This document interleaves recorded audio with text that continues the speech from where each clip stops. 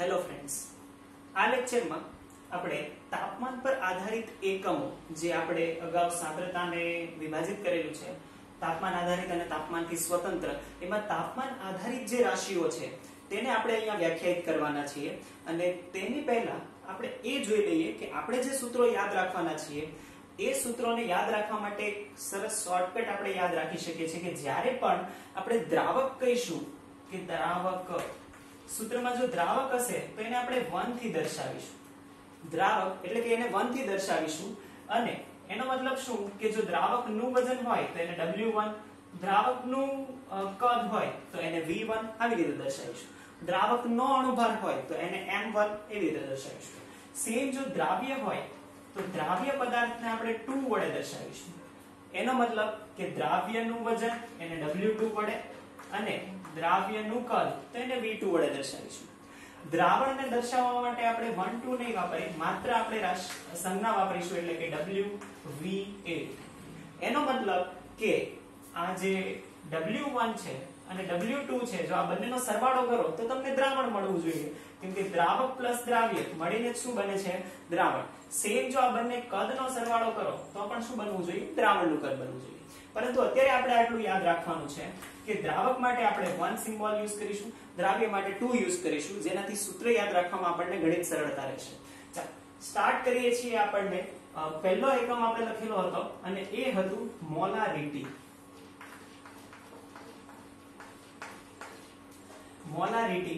મોલારિટીની વ્યાખ્યા જો આપણે કહીએ તો એને એવી રીતે વ્યાખ્યાયિત કરી શકાય કે એકમ લીટરના દ્રાવણમાં એકમ લીટરના દ્રાવણમાં રહેલા દ્રાવ્યના મોલમાં જથ્થાને આપણે એની મોલારિટી કહીએ છીએ. તો આપણે એ રીતે લખી શકીએ કે આને વ્યાખ્યાયિત કરવા માટે આપણે આ મોલ છે એ દ્રાવ્ય પદાર્થ માટે છે અને જે આ લીટરની વાત કરીએ છીએ એ દ્રાવણ માટે છે. તો એનો મતલબ કે દ્રાવણના પ્રતિ લીટરમાં દ્રાવ્યના મોલને તે મોલારિટી કહેવાય છે. એને આપણે કેપિટલ M વડે દર્શાવાય છે અને એનું જે દ્રાવણ બને છે એને મોલર કહેવાય છે. તો આપણે યાદ રાખીશું મોલર, રાઈટ? તો આપણે યાદ રાખીશું. ચાલો તો સૂત્ર આપણે લખી દઈએ કે જે આપણે યાદ રાખવાનું છે. સૂત્ર કઈ રીતે યાદ રાખીશું? તો આ જ રીતે યાદ રાખવાના છીએ. તો પહેલા તો મોલ છે એને આપણે લખી દઈએ. મોલ ને શું કહેવાય? મોલ એટલે કે વજનના છેદમાં અણુભાર. તો મોલ થશે W2 ના છેદમાં M2. દ્રાવ્ય છે એટલા માટે 2. M દર્શાવે છે મોલેક્યુલર વેઇટ એટલે કે આણ્વીય દળ. W એટલે વજન. તો વજનના છેદમાં અણુભાર આ થઈ ગયું. હવે અહીંયા છે લીટર, પરંતુ જ્યારે આપણે લેબોરેટરીમાં કોઈ પણ દ્રાવણ બનાવીએ તો જનરલી એ ml માં હોય. તો હવે દ્રાવણ છે તો એના માટે આપણે સંજ્ઞા યુઝ કરીશું V. હવે બ્રેકેટમાં હું અહીંયા લખું છું ml. જો કન્ફ્યુઝન ના થાય કે આ લીટર છે કે નહીં એટલા માટે આપણે બ્રેકેટમાં લખીએ છીએ, જેથી કન્ફ્યુઝન ના રહે કે ml માં છે કે લીટરમાં. અને અહીંયા આપણે લખીશું 1000 કેમ કે આપણે લીટર ટુ ml કન્વર્ટ કરેલું છે એટલા માટે. ફાઇન. તો આ થયું ફાઇનલ સૂત્ર કે જે આપણે મોલારિટી માટે યાદ રાખવાના છીએ. તો આ પહેલું સૂત્ર છે કે જેને આપણે યાદ રાખવાના છીએ મોલારિટી માટે. અને મોલારિટીને મોલર દ્રાવણ વડે પણ દર્શાવાય છે. એનો મતલબ કે જે પણ દ્રાવણ બને 1 મોલર 2 મોલર એવી રીતે આપણે દર્શાવીએ છીએ. તો આ યાદ રાખવાના છે. આ ફાઇનલ સૂત્ર છે, એ નોટ ડાઉન કરી. ફાઇન. તો નેક્સ્ટ સૂત્રની આપણે વાત કરીએ છીએ. મોલારિટી પછી જે નેક્સ્ટ સૂત્ર આપણે કીધું હતું એ સૂત્ર હતું ફોર્માલિટી. તો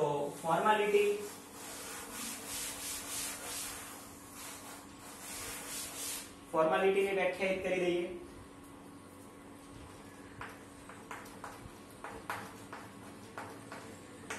ફોર્માલિટીને પણ પ્રતિ લીટર જ આપણે મેઝર કરી શકીએ છીએ, પરંતુ અહીંયા સૂત્રમાં થોડોક ચેન્જ છે.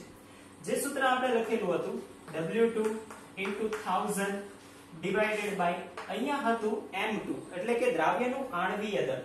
પરંતુ જ્યારે ફોર્માલિટીની આપણે વાત કરીશું ત્યારે સૂત્રમાં માઇનર ચેન્જ છે. ત્યાં છે FW અથવા તો WF. આ WF ને આપણે કહીશું ફોર્મ્યુલા વેટ અથવા તો સૂત્ર દળ. હવે સૂત્ર દળ આ નવી રાશિ છે આપણા માટે, નવું આવ્યું છે. તો જોઈ લઈએ કે સૂત્ર દળ એટલે શું. સૂત્ર દળ, હવે આણ્વીય દળ તો આપણને ખબર છે, કોઈનું પણ આણ્વીય દળ કઈ રીતે શોધવાનું એ પણ તમને ધ્યાનમાં છે. સૂત્ર દળ પણ તમને કદાચ ધ્યાનમાં જ હશે, પણ ના હોય તો કઈ રીતે શોધવાનું એના માટે આપણે એક ઉદાહરણ લઈ લઈએ. ઉદાહરણ વેલ નોન ઉદાહરણ દર વખતે જે આપણે લઈએ છીએ એ છે પોટાશ એલમ. તો પોટાશ એલમ નું ઉદાહરણ લઈ લઈએ. પોટાશ એલમ અથવા તો ફટકડી. ફટકડીનું સૂત્ર થાય K2SO4 into Al2SO4 thrice into 24H2O. આ ફટકડીનું અણુસૂત્ર છે. હવે આ દ્વિક્ષાર છે.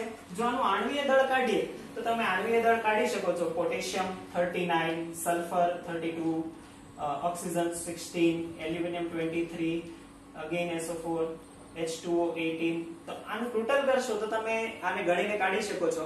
એ ટોટલ તમને મળશે 948 ગ્રામ પર મોલ.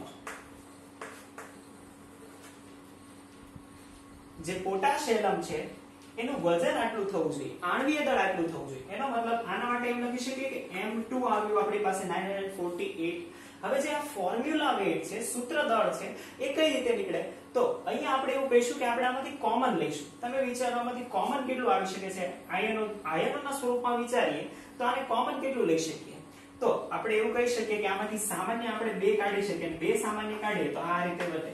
પોટેશિયમ, અહીંયા એલ્યુમિનિયમ, અહીંયા SO4 twice and 12H2O આટલું બચે. રાઈટ? એનો મતલબ કે જે આ થયું એને જ આપણે કહીશું formula for the potash annum. એટલે કે આ થશે સૂત્ર અને આ સૂત્રનું દળ એને જ આપણે કહીશું સૂત્ર દળ. સામાન્ય રીતે કઈ રીતે મેળવી શકીએ? આણ્વીય દળ ભાગ્યા જે આપણે કોમન કાઢેલું છે એ કરી દઈએ તો આપણને સામાન્ય રીતે મળી જાય. તો ફોર્મ્યુલા વેટ આપણે મેળવવું હોય તો કઈ રીતે કરી શકીએ?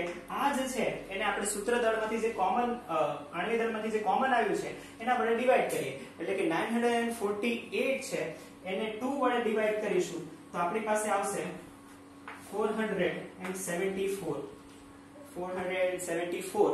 તો આટલું આપણને આવશે અને આ શું થવું જોઈએ? આ થશે સૂત્ર દળ.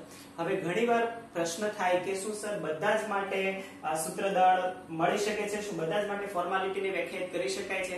જરૂરી નથી બધી જ જગ્યાએ ફોર્માલિટી વપરાય. ફોર્માલિટી જનરલી ક્યાં વપરાય? એ મેડિકલ ઇન્ડસ્ટ્રીઝમાં વપરાય. જો તમે દવાની બોટલને એના માટે વાપરો તો ત્યાં આ વપરાય છે. જનરલી આ વાપરતા નથી. રાઈટ? તો એને ફોર્મલ કેપિટલ F વડે પણ દર્શાવાય છે અને એના દ્રાવણને ફોર્મલ કહેવાય. 1 ફોર્મલ, 2 ફોર્મલ આવી રીતે એને વ્યાખ્યાયિત કરવામાં આવે. તો આ ફોર્માલિટી છે. રાઈટ? તો આ એનું સૂત્ર છે. આપણને જે ઇમ્પોર્ટન્ટ છે એ એનું સૂત્ર છે. તો આ સૂત્ર છે એ ધ્યાનમાં રાખીશું, યાદ રાખીશું. એમાં સૂત્ર દળ આવે છે. સૂત્ર દળ કઈ રીતે કાઢવાનું એ તમને ધ્યાનમાં આવ્યું છે એ તમે શોધી શકો છો. ફાઇન. પરંતુ એ યાદ રાખવાનું છે કે જ્યારે સૂત્ર દળ આપણે શોધતા હોઈએ ત્યારે આ આયનોમાં જવું જરૂરી છે. આયનોમાં હોય તો જ આપણે એનું એ સૂત્ર દળ કાઢી શકીએ છીએ અને ફોર્મ્યુલા વેટ કાઢી શકીએ છીએ. એટલે કે WF કાઢી શકીએ છીએ અને ફોર્માલિટી મેળવી શકીએ છીએ. તો ફોર્માલિટીનું બીજું સૂત્ર થયું છે જે પણ આપણે યાદ રાખવાના છીએ. આગળ આપણે વાત કરીએ છીએ ફોર્માલિટી પછીનું જે હતું એ છે નોર્માલિટી. તો નોર્માલિટીના સૂત્રની પણ વાત કરી દઈએ અને એ તો એકદમ જ અગત્યની રાશિ છે. નોર્માલિટી અતિશય કન્ફ્યુઝ કરે એવી રાશિ છે કેમ કે એમાં જે નવું એક એકમ આવે છે એ છે નોર્માલિટી. એમાં જે અગત્યનો એકમ આવે છે એની અંદર આવશે ઇક્વિવેલેન્ટ વેટ અથવા તો તુલ્ય દળ, તુલ્ય ભાર. તો એ જે નોર્માલિટીની અંદર જે તુલ્ય ભાર છે એ અગત્યનું એક છે. અને અગત્યનું જો તમને ધ્યાનમાં હોય તો 11માં તમે જેટલા પણ એક્સપેરિમેન્ટ કરતા હશો ત્યાં તમે નોર્મલ દ્રાવણ લેતા હશો. 1 નોર્મલ HCl, 1 નોર્મલ NaOH. તો શા માટે નોર્માલિટી આવી? તો તમે એમ પણ વિચારી શકો કે મોલારિટી હોય તો નોર્માલિટીની જરૂર છે. કેમ કે જ્યારે નોર્માલિટીની વાત કરીએ ને તો 1 normal of the HCl is equivalent with the 1 normal of the H2SO4. જો બંનેનું કદ સમાન હોય તો બંનેના કદ સમાન હોય ત્યારે સમાન નોર્માલિટી દ્રાવણની સાંદ્રતા સમાન કરી શકે, પરંતુ મોલારિટી માટે આ શક્ય નથી. આ JEE માં આપણે એક્સપ્લેન કરવાના છીએ, પરંતુ અત્યારે આપણે સૂત્ર ધ્યાનમાં રાખીશું કેમ કે ડીપમાં અત્યારે જતા નથી. તો નોર્માલિટી છે અગત્યની રાશિ છે, પરંતુ જે ટર્મિનોલોજી અંદર આવે છે એ આપણે વ્યાખ્યાયિત કરી દઈશું. ચાલો તો આપણે વાત કરીએ છીએ સૂત્રની અગેન સેમ મોલારિટી જેવું જ સૂત્ર છે, પરંતુ અહીંયા જે M2 હતું મોલારિટીમાં ત્યાં હવે અહીંયા હશે equivalent weight EQ into, right? તો આ ઇક્વિવેલેન્ટ વેટ શું છે? તો એને આપણે કહીશું તુલ્ય દળ. અગત્યનું છે તુલ્ય દળ, અતિશય ઇમ્પોર્ટન્ટ છે. હવે જો ઘણી બધી રીતે તુલ્ય દળ તમે શોધી શકો છો, પરંતુ કોમન કેટલીક મેથડ્સ અમે જોઈ છે, અને એ કોમન મેથડ્સ કઈ રીતની છે એ તમે યાદ રાખો. બધું યાદ રાખવા જશો તો કન્ફ્યુઝ થશો. તો કઈ રીતે મેળવી શકાય? તો ઇક્વિવેલેન્ટ વેટ મેળવવા માટે તો બે ત્રણ સૂત્રો છે એ યાદ રાખી લો, સરળતાથી તમે ઇક્વિવેલેન્ટ વેટ મેળવી શકશો. ચાલો પહેલી જ આપણે વાત કરીએ છીએ ઇક્વિવેલેન્ટ વેટ મેળવવા માટે. તો પહેલા આપણે કહીએ છીએ એસિડ માટે. જો એસિડ માટે તમારે ઇક્વિવેલેન્ટ વેટ મેળવવું હોય તો એ કઈ રીતે મેળવી શકો? તો એસિડ માટે તમે એની બેઝિકતા વ્યાખ્યાયિત કરી શકો. હવે એસિડની બેઝિકતા એટલે શું? એટલે સિમ્પલ એના દ્વારા મુક્ત થતા H+ ની સંખ્યા, રાઈટ? એ ઉદાહરણથી આપણે હમણાં જોઈ લઈએ. ચાલો તો એસિડની બેઝિકતા તો આપણે એવી રીતે લખી શકીએ કે એનું equivalent weight is equal to M2 divided by બેઝિકતા. તો બેઝ માટે પણ તમને ધ્યાનમાં આવી ગયું હશે કે બેઝ માટે શું લખી શકીએ કે બેઝ તો એના માટે equivalent weight M2 divided by એસિડિકતા. હવે બેઝ માટે OH- ની સંખ્યા, એસિડ માટે H+ ની સંખ્યા. તો કઈ રીતે? તો અહીંયા જોઈ લો, ઉદાહરણ આપી દઈએ. ચાલો એસિડ લઈ લઈએ છીએ HCl, H2SO4, HNO3. HCl માંથી કેટલા H+ નીકળશે? HCl માંથી એક H+ નીકળશે. આમાંથી કેટલા H+ નીકળી શકે? બે H+ નીકળી શકે. અગેન HNO3 માંથી કેટલા H+ નીકળી શકે? એક H+ નીકળી શકે. જેટલા H+ રિલીઝ થાય એનો મતલબ જ એ થઈ એની બેઝિકતા. તો એનો મતલબ HCl ની બેઝિકતા કેટલી થવી જોઈએ? 1, H2SO4 ની બેઝિકતા 2, HNO3 ની બેઝિકતા 1. સેમ બેઝ ની વાત કરી દઈએ. ચાલો NaOH લઈ લઈએ છીએ, MgOH ટ્વાઇસ લઈ લઈએ છીએ, અને AlOH થ્રાઇસ લઈ લઈએ છીએ. AlOH thrice. ચાલો તો NaOH, MgOH twice, AlOH thrice કેટલા OH માઈનસ મુક્ત કરશે? NaOH 1, MgOH twice 2, AlOH thrice 3. તો એનો મતલબ કે આની બેઝ એસિડિકતા થશે 1, આના માટે 2, આના માટે 3. સમજાઈ ગયું? એસિડિકતા અને બેઝિકતા માટે, રાઈટ? તો આ સરળ છે, આ યાદ રાખવાનું છે. ચાલો આગળ આપણે કહીએ છીએ હજી છે. ધારો કે અહીંયા ધાતુ હોય, કોઈ પણ ધાતુ પરમાણુ જે માટે વાત કરતા હોય ને, તો ત્યારે તેની ઇક્વિવેલેન્ટ વેટ આપણે એમ કહી શકીએ કે એનું ઇક્વિવેલેન્ટ વેટ થાય M2 ડિવાઇડેડ બાય એનો ઓક્સિડેશન આંક. હવે ઓક્સિડેશન આંક એટલે શું એ કહેવાની જરૂર નથી, તમે રેડોક્સ રિએક્શન ચેપ્ટર ભણીને આવ્યા છો અને એમાં આપણે ઓક્સિડેશન આંક શોધ્યા છે. તો ઓક્સિડેશન આંક ધાતુનો જે છે એને આણ્વીય દળ વડે ડિવાઈડ કરીએ તો પણ આપણને તુલ્ય દળ, તુલ્ય ભાર મળી શકે છે. હજી બે ત્રણ રીતે વ્યાખ્યાયિત કરી શકાય છે. એમાંની એક એ છે કે તુલ્ય દળ એટલે આ અગત્યનું છે 35.5 ગ્રામ ક્લોરીન સાથે સંયોજાતા ધાતુનો જથ્થો. 35.5 ગ્રામ ક્લોરીન સાથે સંયોજાતા ધાતુનો જથ્થો. હવે કઈ રીતે આને સમજી શકાય? તો હું આ ઇરેઝ કરીને તમને સમજાવું છું કે આનો મતલબ શું કહેવા માંગે છે. તો આના પરથી તમે વ્યાખ્યાયિત કરી જ શકો છો. આ જે 3 છે આ મેઇન છે. આ યાદ રાખશો તો તમે કોઈ પણનો જનરલી ઇક્વિવેલેન્ટ વેટ તમે મેળવી શકો છો. પરંતુ ઘણી બધી જગ્યાએ આપણને આ રીતનું પણ આપેલું હોય છે. હજી 2 છે એ પણ આપણે લખી દઈએ છીએ. બીજું એવું પણ લખેલું હોય છે કે 8 ગ્રામ ઓક્સિજન સાથે સંયોજાતા ધાતુનો જથ્થો અથવા તો 1 ગ્રામ હાઇડ્રોજન સાથે સંયોજાતા ધાતુનો જથ્થો. આને પણ તુલ્ય દળ કહેવાય. કઈ રીતે? તો હું તમને સમજાવી દઉં. એકદમ સરળ છે. તમે આના પરથી સમજો ને આના પરથી સમજો એટલે તમને એકદમ સમજાઈ જશે વ્યવસ્થિત રીતે. બહુ અગત્યનું છે, ધ્યાન આપશો તો તમને સમજાઈ જશે. એટલું બધું પણ પેલું છે નહીં. ચાલો તો પહેલા આપણે સ્ટાર્ટ કરીએ છીએ ક્લોરીન માટે. ક્લોરીન માટે જો વાત કરીએ તો ક્લોરીન છે 35.5. આપણે એક ઉદાહરણ લઈ લઈએ. ધારો કે AlCl3 નું ઉદાહરણ લઈ લઈએ. AlCl3 AlCl3 માં મારે એલ્યુમિનિયમનો તુલ્ય ભાર શોધવો છે અને એલ્યુમિનિયમનો તુલ્ય ભાર શોધવા માટે આપણે શું કરી શકીએ? તો પહેલા હું અહીંયાથી શોધું. ધાતુ છે, હા, ધાતુ માટે ઓક્સિડેશન આંક આપણને મળી જાય. હા, એલ્યુમિનિયમનો ઓક્સિડેશન આંક શોધવો જોઈએ અહીંયા AlCl3 માં. ફટાફટ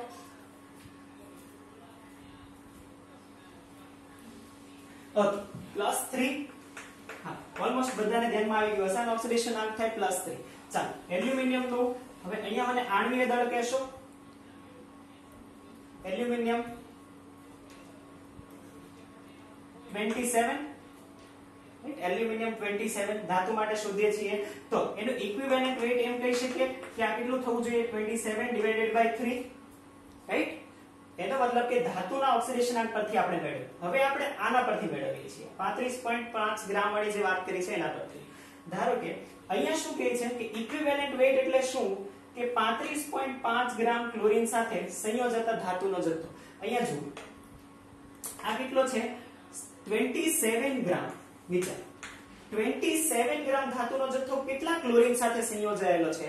તો તમે એમ કહી શકો કે આ સંયોજાયેલો છે 3 * 35.5. 3 * 35.5. જો તમે આ મેળવશો તો આ થશે આઈ થિંક 105.5, 106.5 આટલું થશે. નહીતર આ જ રાખો, આ અગત્યનું છે. 35.5 * 3 આટલા ગ્રામ સાથે 27 ગ્રામ સંયોજાય છે. તો આપણે કેટલા સાથે સંયોજાતું શોધવાનું છે? 35.5 સાથે સંયોજાતું શોધવાનું છે. કરી શકો ત્રિરાશિ પદ? ચાલો, તો હું અહીંયા લખું છું કે 3 * 35.5 સાથે કેટલું સંયોજાય છે? 27 ગ્રામ, 27 ગ્રામ. તો આપણે કેટલા સાથે શોધવાનું છે? 35.5 ગ્રામ સાથે કેટલું સંયોજાશે? તો કરી શકો ત્રિરાશિ પદ. તમે ત્રિરાશિ પદ મૂકશો તો પણ આટલું જ આવશે. કરો તો તમને ધ્યાનમાં આવી જશે. ધ્યાનમાં આવ્યું? એનો મતલબ કે આ પણ વ્યાખ્યા આ રીતે પણ તમે વ્યાખ્યાયિત કરી શકો છો, પરંતુ જનરલી આ 3 થી તમે કરી શકશો અને જનરલી આ 3 કરશો એટલે આવી જશે. ધ્યાનમાં આવે છે? ઓકે, હજી એક તમને હોમવર્ક માટે આવું છું અને આ તમારે કોમેન્ટમાં મને લખીને બતાવવાનું છે કે તમે Al2O3 માટે કરી શકો છો કે નહીં. Al2O3 માટે જે મેં અહીંયા લખ્યું છે તમારે આ બંનેથી કરીને બતાવવાનું છે, રાઈટ? તમારા માટે હોમવર્ક છે, તમે કમેન્ટ સેક્શનમાં લખીને મને બતાવી શકો છો, રાઈટ? 8 ગ્રામ ઓક્સિજન સાથે સંયોજાય છે એ અને આ ધાતુ આ Al2O3 માટે તમારે મને વ્યાખ્યાયિત કરીને બતાવવાનું છે. થશે આટલું, રાઈટ? આટલું કરશો તો ઘણું છે, રાઈટ? અને આ છે તુલ્ય દળ. તો આ એક સૂત્ર આપણા માટે અગત્યનું છે. આ ધ્યાનમાં રાખીશું, નોર્માલિટી માટેનું સૂત્ર, રાઈટ? અને આ છે તુલ્ય દળનું બધું જ તે અપ ટુ ડેટ, રાઈટ? ઘણું બધું તુલ્ય દળમાં આવી ગયું છે. છતાં પણ જો તમને તુલ્ય દળને લઈને કોઈ પણ પ્રશ્ન હોય તો તમે કમેન્ટમાં લખીને મને જણાવી શકો છો, પર્સનલી પણ જણાવી શકો છો. તો ફરીથી એક લેક્ચર આપણે તુલ્ય દળ પર ઇલોબરેટ કરીને દઈશું. પણ આઈ થિંક તમે ભણીને આવેલા છો 11th માં, તો વધારે કોઈ પ્રોબ્લેમ નહીં, રાઈટ? તો આ એક સોલ્વ કરવાનું છે તમારે અને મને કમેન્ટમાં લખીને બતાવવાનું છે. ફટાફટ આ લખી લો અને અત્યારે સોલ્વ કરી શકતા હોય તો અત્યારે સોલ્વ કરો, રાઈટ? તો આપણે પછી નેક્સ્ટ રાશિ જોઈએ છીએ અને એ છે percentage W/V, રાઈટ?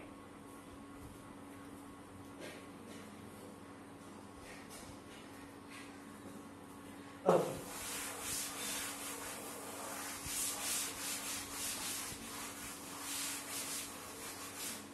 નેક્સ્ટ રાશિ એકદમ સરળ છે અને એ રાશિ છે percentage V/V.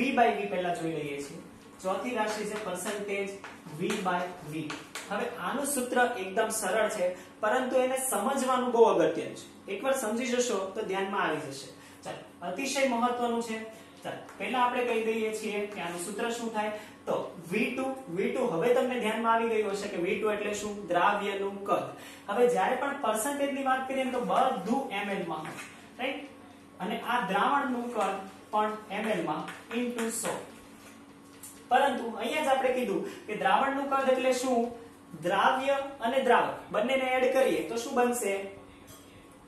દ્રાવણનું કદ. તો આપણે અહીંયા લખી દઈએ કે percentage W by એટલે કે V2 ના છેદમાં V1 પ્લસ V2 ઇન્ટુ 100. હવે આનો જે અર્થ છે ને એ અતિશય મહત્વનો છે અને એ સમજવાનો છે. એકવાર એ સમજશો તો ઘણા બધા JEE માં પણ આના પર ક્વેશ્ચન આવે છે. અને એ એટલે જો તમને ધ્યાનમાં આવતો હોય તો તમે મને કમેન્ટમાં જણાવો કે 10% V/V HCl ના સોલ્યુશન નો મતલબ શું થાય. HCl નું સોલ્યુશન aqueous છે એટલે પાણીમાં છે. 10% V/V નો મતલબ શું થશે એ તમે મને જણાવો. ચાલો, તમને ધ્યાનમાં આવી ગયું હશે. જો ના આવ્યું હોય તો પોઝ કરીને તમે વિચારી શકો છો. ઓકે, વિચારી લીધું હોય તો અહીંયા જુઓ. આનો મતલબ આવો થાય કે 10% V/V એટલે કે અહીંયા 10 ml HCl છે પ્લસ 90 ml H2O છે અને આ બંને મળીને દ્રાવણ કેટલું બને છે 100 ml. જો બહુ જ અગત્યની વાત છે, અહીંયા H2O છે 90 ml છે અને HCl 10 ml છે ને બંને મળીને દ્રાવણનું કદ 100 ml થવું જોઈએ. તો આ યાદ રાખવાનું છે. આનો મતલબ એવો નથી કે 100 ml H2O માં 10 ml HCl, રાઈટ? 90 ml પાણીની અંદર 10 ml HCl છે. બીજું, અહીંયા ક્યારેક એવું પણ પૂછી શકે છે કે દ્રાવ્યથી કદથી ટકાવાર પ્રમાણ, દ્રાવ્યની સંદર્ભમાં અથવા તો દ્રાવ્યથી, તો એનો મતલબ આ દ્રાવ્ય માટે ટકાવાર પ્રમાણ છે. પરંતુ જો એવું ક્યારેક આપેલું હોય કે દ્રાવકના સંદર્ભમાં કદથી ટકાવાર પ્રમાણ, તો દ્રાવકના સંદર્ભમાં કદથી ટકાવાર પ્રમાણનો મતલબ છે કે આ V2 ની જગ્યાએ અહીંયા હશે V1. કેમ કે હવે એ બદલાઈ જશે. આ દ્રાવ્યના સંદર્ભમાં નથી, દ્રાવકના સંદર્ભમાં છે. તો ત્યારે સૂત્ર થશે V1 ના છેદમાં V1 પ્લસ V2. તો આ અગત્યનું છે. ઘણી વખત ફેરવવા માટે, ટ્વિસ્ટ કરવા માટે પ્રશ્નને આવી રીતે પૂછે છે કે કોઈ એક દ્રાવણનું દ્રાવકના સંદર્ભમાં કદથી ટકાવાર પ્રમાણ આટલું છે, તો એમાં રહેલા દ્રાવ્યનો જથ્થો શોધો. જો આવું પૂછે તો તમારે સમજી જવાનું કે આ દ્રાવકના સંદર્ભમાં છે, તો આ સૂત્ર નહીં આવે, આ આવશે, રાઈટ? તો આ લખી રાખજો કે દ્રાવ્યથી જ્યારે કીધું હોય અને જો નથી કીધું કઈ તો તમારે દ્રાવ્યથી લેવાનું. જનરલી ક્યારેય કશું નથી લખેલું હતું કે દ્રાવ્યથી કે દ્રાવકથી, તો દ્રાવ્યથી જ લેવાનું. પરંતુ જો સ્પેસિફિક કરેલું છે ફેરવવા માટે તો આ સૂત્ર પણ આવી શકે છે.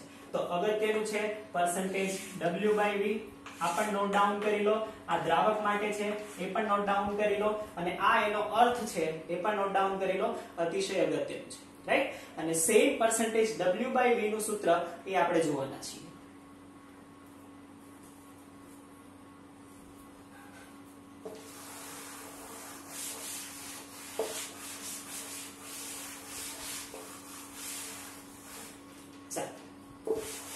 નેક્સ્ટ જોઈએ છીએ એ છે %W/V. હવે આના પરથી તમને ધ્યાનમાં આવી જ ગયું હશે કે %W/V એ સૂત્ર શું દર્શાવે છે. કેમ કે આપણે V/V નું સૂત્ર જોયું છે, તો આ પણ તમને ધ્યાનમાં આવી જ ગયું હશે. તો અહીંયા ઉપર છે W અને નીચે છે V. તો ઉપર છે W, તો એ તો કોનું વજન હોવું જોઈએ? ઓબ્વિયસલી દ્રાવ્યનું. નીચે છે દ્રાવણનું કદ, એટલે કે આ થશે V1 પ્લસ V2 અને આ પ્રતિશત છે ટકાવાર પ્રમાણ લાવવા માટે આ 100. આ 100 બહુ અગત્યના છે. જ્યારે પણ ઘણી વખત દાખલાઓમાં આપણને પર્સન્ટેજ પ્રમાણ આપી દીધું હોય અને પછી આપણને ગણવાનું કહે ને છોકરાઓ જો 100 ભૂલી જાય તો ઘણી મોટી મિસ્ટેક થાય. તો આ અગત્યનું છે, ભૂલવાનું નથી, રાઈટ? તો અહીંયા જ્યારે પણ આપણે W દ્રાવણની વાત કરતા હોઈએ ને તો આ વજન છે ને આ કદ છે. એટલે જે પેલો 90 ml 10 ml વાળો HCl માં ગોટાળો થતો હતો એવું આમાં નહીં થાય. કેમ કે આ જનરલી વજન છે, આ કદ છે. બંને વચ્ચે એટલું બધું પેલું નથી. એટલે તમે આ છે ને એને જનરલી આપણે દ્રાવક લઈ શકીએ. આ જે છે એને જનરલી દ્રાવકનું વજન કદ લઈ શકો. અને જનરલી આમાં એવું હોય છે કે દ્રાવકનું કદ એ જ કોનું કદ થાય છે? દ્રાવણનું કદ થાય. પરંતુ જરૂરી નથી. જ્યારે રાશિ બહુ વધારે પ્રમાણમાં હોય તો એ થઈ શકે. જેમ કે હું તમને કહું કે NaCl નું દ્રાવણ બનાવવાનું છે, 10% NaCl, એટલે કે 10 ગ્રામ મીઠું લેશો. હવે 10 ગ્રામ મીઠું લઈ અને દ્રાવણનું કદ 100 ml કરવાનું હોય. હવે એમાં કેટલું પાણી નાખશો? તો 100 ml જ પાણી જાય, રાઈટ? એટલે જો માઇનોર ડિફરન્સ ને બાદ કરીએ તો જે દ્રાવકનું કદ છે એ જ દ્રાવણનું કદ થશે. તો અહીંયા એવો ગોટાળો થવાનો પ્રશ્ન રહેતો નથી. તો આ પરસેન્ટેજ W/V છે અને A છે એ પણ આપણે યાદ રાખીશું, રાઈટ? તો આ પણ તમને ધ્યાનમાં આવશે. આ જનરલી વાત કરીએ છીએ કે દ્રાવક જેવું તે આનું દ્રાવણનું કદ થાય છે, પરંતુ આપણે આ યાદ રાખવાનું. ઓકે, અને જો ન આપેલું હોય તો દ્રાવકનું કદ જ અહીંયા મૂકીને ગણી શકાય છે. ઓકે, તો આ છે દ્રાવક પરસેન્ટેજ W/V.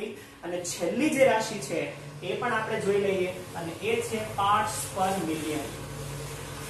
અગત્યની છેલ્લી રાશિ છે પાર્ટ્સ પર મિલિયન.